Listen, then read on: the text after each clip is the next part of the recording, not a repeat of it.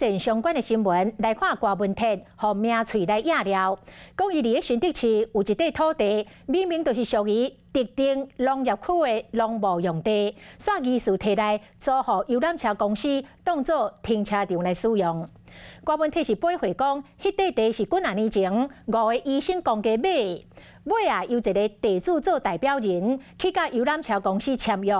郭文铁讲，若有违规的土权来处理，伊讲伊绝对袂赖皮，都是袂硬拗，无讲道理。点啊，到路顶有停真济车，阁有几啊台游览车。这块空地啊是伫新竹市的水利路。有明嘴咧讲，这块土地就是民众党总统参选人郭文铁的，用农地做停车场。好像有听说，但是没有确定说有没有柯文哲的。可以怀疑说，这个可能是柯文哲跟他的几个共同持有人的土地，将这一块土地呢，可能是承租给游览车的公司去停放他的游览车使用。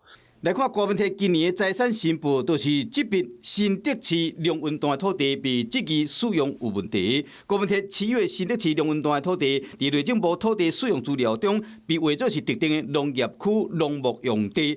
属于农业主管机关认定爱加以特别保护的，验过有停游览车，违反着农地农用，互人质疑讲有盈利行为。所以假设游览车公司是有付租金的话，那这个租金对柯文哲来讲，他就涉及到报税的问题。五个医生合买一块地，一个地主代表当签约人去跟人家签约，我绝对不会当赖皮，该怎么要怎么处理。